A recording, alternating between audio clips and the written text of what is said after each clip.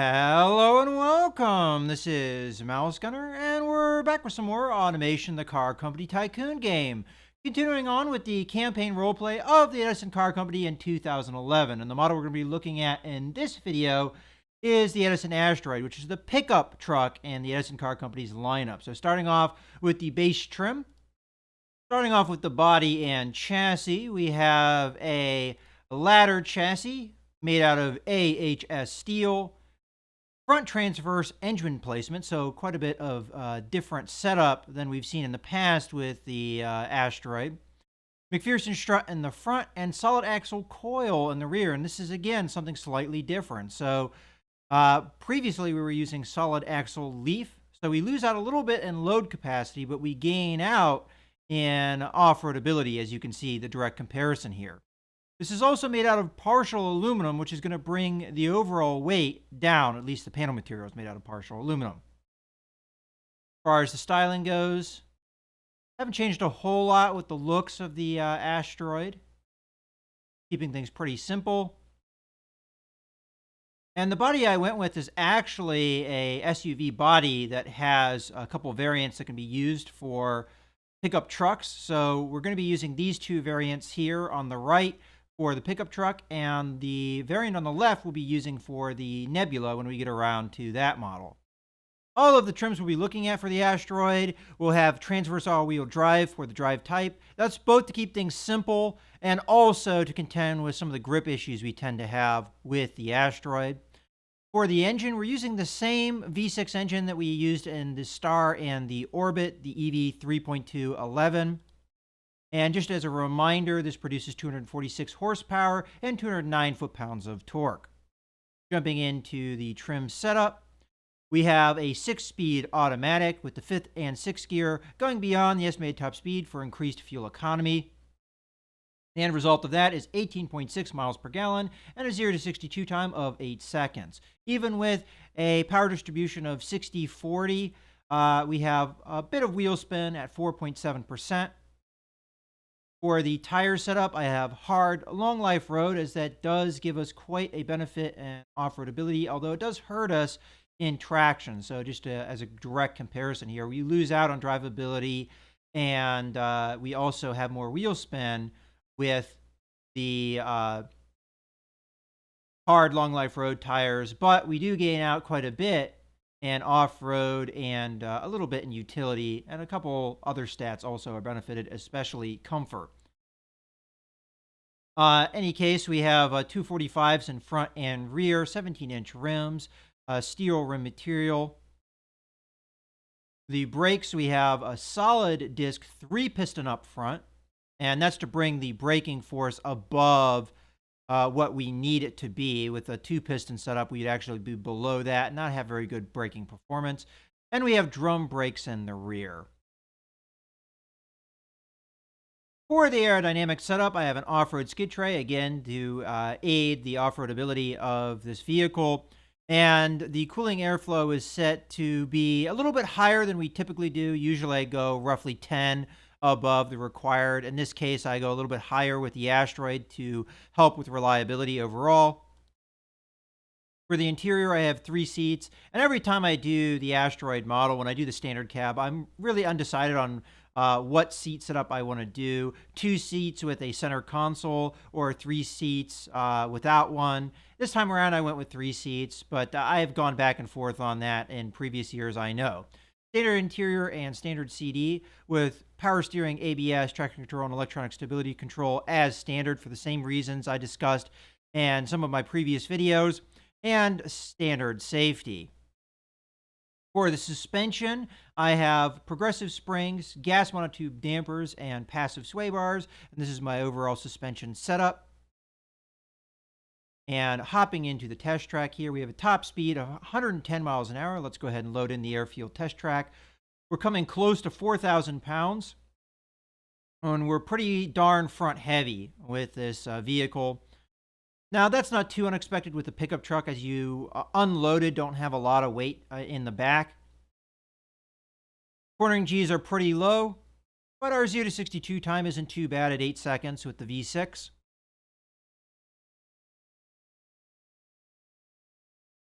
And the results we get around the track is 1 minute 38.59. So let's go ahead and hop into our next trim, which is going to be the standard cab with a V8. Now, the main switch we're going to have here is the V8 itself. So let's go ahead and take a look at this. Now, this is the same engine that's used in the Constellation, but it's a variant of that engine. So the variant we've seen in the past is this one. So we're now using the BNA8 rather than the CNA8. So this is a V8 with an aluminum silicone block and head. It is a single overhead cam with 3 valves per cylinder and VVL. This used cast iron crank, I-beam steel conrods, and forged pistons. It has a 10.5 compression, 37 cam profile, and 60 VVL profile, and it has VVT. This is naturally aspirated and uses direct fuel injection, a single throttle, standard intake, and regular fuel. Fuel mixture is set at 15, ignition timing at 45, and RPM limit at 7,200. We have short cast headers, single exhaust with a 3.5-inch exhaust diameter, 3-way cat, and a single reverse flow muffler. The end result of that is 351 horsepower and 313 foot-pounds of torque. So jumping back into the trim setup, again, we have a 6-speed automatic with the 5th and 6th gear going beyond the estimated top speed for increased fuel economy. The fuel economy we get is 15.8 miles per gallon and a 0 to 62 time of 6.4 seconds. We do have a bit of wheel spin at 6.8%. Tire setup remains the same as it was with our other trim, as does the brake setup. Aerodynamics should be roughly, well, it's going to be more because of the V8, but it's going to be roughly the same kind of setup where we're going a little bit beyond what we normally do, roughly about 20 above required cooling. Interior remains the same. Suspension setup probably slightly different because of the difference in weight. And if we hop into the test track, we now have a top speed of 122.3 miles an hour. We're getting close to 4,200 pounds, so we're much more front heavy. And quartering Gs, I believe, have also gone down. But because of the higher top speed and faster 0 to 62 time, I can expect this to be faster than our previous time. And that is indeed the case. We have 1 minute 34.63, so almost 4 seconds of improvement. Now we're going to be jumping into the crew cab variants. So starting off, we're going to go with the V8 powered standard crew. And I actually have a little bit of an error there in one of the names. I'll fix that when we get to that trim. Now, the main difference is now we have a crew cab. So if we go over to the body, I have now chosen the 4-door variant. And there's a little bit of styling change here. Obviously, we have to add on additional door handle. And we have a little bit bigger area for the crew compartment than we had with the standard cab. Otherwise, this remains the same. This is using the same V8. It should be using roughly the same setup across the board. So again, we have a 6-speed automatic, 5th and 6th gear going beyond the estimated top speed. But because we have more weight on board, we have 15.5 miles per gallon and a 0 to 62 time of 6.7 seconds. Wheel spin is at 6.4%, which I think is improved from the standard cab V8 powered trim. Tire setup remains the same. Brake setup remains the same. Aerodynamics remain the same. Interior remains the same.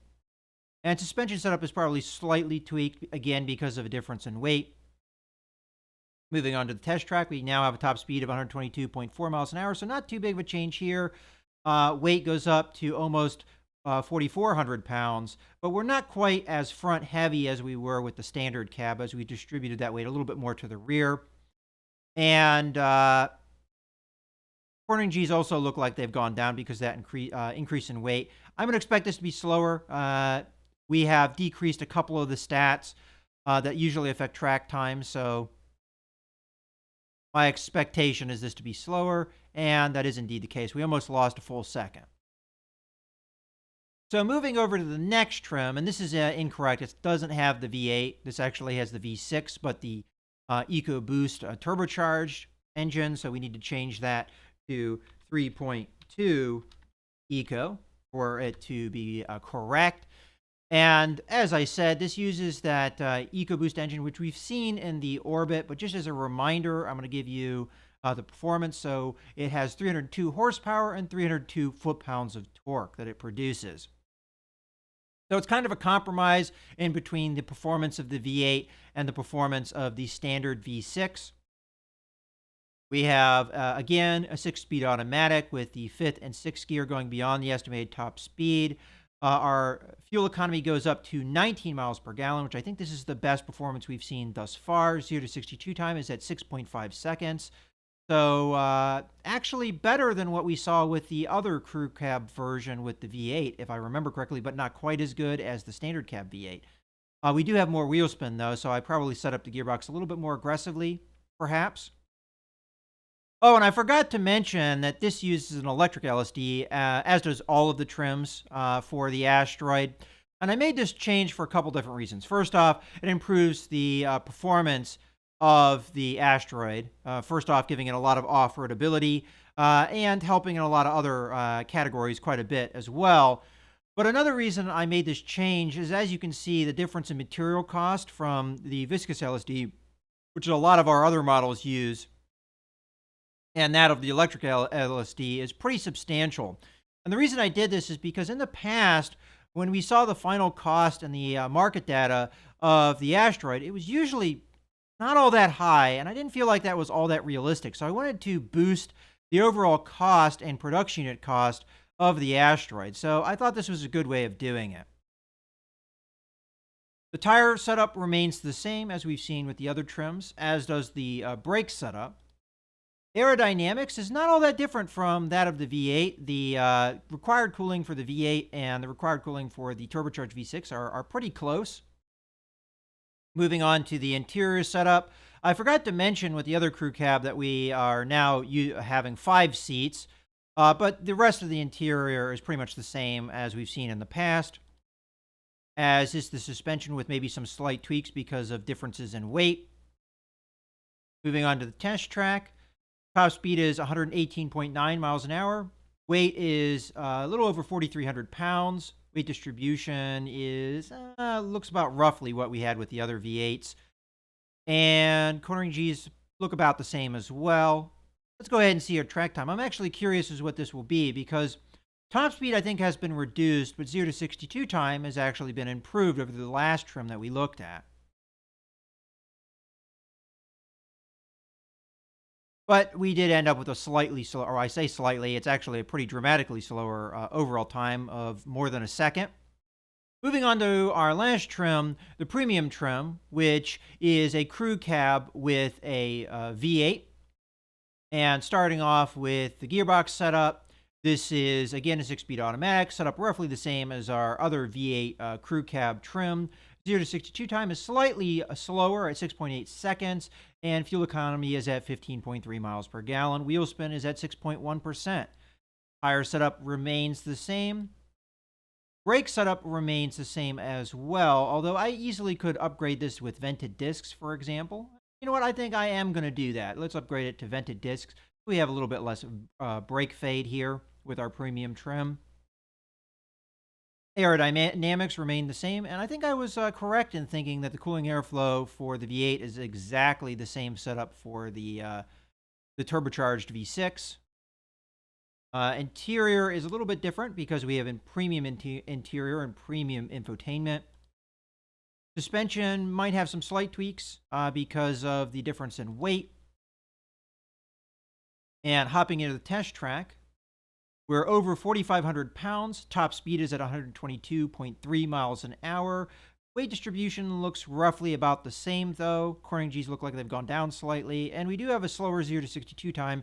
So I expect this to be slower than our other V8 crew cab, but maybe not as slow as the turbocharged V6, the EcoBoost engine. And we do have a little bit improved performance here. So we almost burned off half a second, and I think the standard crew cab with the V8 was another half a second below this. So kind of where I thought it would be. In any case, let's go ahead and jump into the project setup. So this is about the same kind of setup that I normally do with the same kind of team members. And the focus I put on 50. And again, I wasn't really sure with this one. We're trying to produce a lot of numbers with our pickup truck, but we're putting a lot of tech in it this year too, using partial aluminum. We have an electric LSD. So a lot of that is definite higher tech improvements. So I kind of kept it in the middle. Also kept it in the middle for the engine. For the factory setup, I have a large factory. In the past, I've used huge factories, but I want to keep things kind of standard with large factory. Now we have 80 automation, and I have the shifts cranked up as high as they would go. Now, as far as the distribution of which vehicles would be sold, again, a lot of this is guesswork, but I figured that the V8 standard would be one of the most purchased because this meets a lot of different demands. So if you want a work truck, you'd probably be looking for this. And anyone that would be purchasing just the standard cab would be probably more looking for this rather than the V6 version. And then I figured that the EcoBoost engine would be the next most popular trim. And then close behind it, the standard V8 with the crew cab. And close to that, the standard cab V6. And then a little bit below that, the V8 Premium. For the first factory, which I'm actually not sure which engine we're producing here, we're producing the V6. Again, we have a large factory. And we're trying to meet the production numbers we need for these engines. So we're trying to meet the required here. So to do that with 80 automation, I put 1.2 shifts. And again, match the sliders to get the actual production numbers. So we need more of the turbo boost engines than we do of the standard V6 there. So there's more of a skew in that direction. For the V8, again, we have a large factory. And with 80 automation, we need a little bit more shifts here, 1.7, as we need to produce more overall engines and more of our trims that use that V8, and also more of the production goes for that V8. So again, matching them up to be roughly about the same, getting a little bit more than we actually require. I mean, more is better than less, in any case. All right, let's go ahead and do a comparison with our other models we've so far made videos on. So we have the Constellation, the Orbit, the Star, and the Luna. Now, we're probably not going to focus too much on these comparisons because this being a pickup truck, it's not going to be all that comparable. But as far as drivability goes, it's pretty much the same kind of numbers we saw with the Star and a lot of our other models, so roughly around 57 with a lot of them. But you also have to consider that differential upgrade that we put on the Asteroid that gives it a decent boost. As far as sportiness goes, this is one of the worst performers, if not the worst performer, which historically the Asteroid has been. So not too surprising there, with our V8 Premium being the strongest performer. Now, I don't know why the V8 Premium is a stronger performer than the other V8 powered trims, but it is what it is. We have our comfort. No surprise here, our premium trim is the highest, but we have pretty much 33 across the board, with this one being the only one that has 32. And comparatively speaking, that's not quite as good as the Orbit, for instance, but you have to consider that the Orbit has that premium infotainment giving it a boost. But it does do better than, for instance, the Star here without its premium. So that's not too bad. Pretty good on comfort. As far as prestige, this is one of our stronger performers, but considering that it has the V8 power there and a number of other benefits that would improve that prestige, I don't think that's too surprising. Safety is not all that high, and a lot of that, I think, is a result of the ladder chassis, which gives you a penalty in safety. As far as practicality goes, it depends on the trim. Our standard cabs are really not all that great of performers, actually one of our worst performers. But our crew cab is one of our stronger performers. As a matter of fact, it so far is our strongest performer, giving us 75, which is above our previous strong performer of 72. Off-road ability, I don't think it's too surprising that this is one of our strongest performers. First, we have that electric differential giving us a boost. We have hard, long life road tires giving us a boost. And off-road skid trays giving us a boost, and the overall setup of the suspension giving us a boost, as well as all-wheel drive for all of our trims. So really not all that surprising that this is the strongest performer by a pretty large margin. But this is one of this model, this is the category we really look for, as well as the next category, which is utility, which, again, this is the strongest performer by a big margin, with the Orbit and the Constellation being our next best strong performers, coming in the low 40s at some of their best performance. But we're in the mid 70s for the most part here with the Asteroid.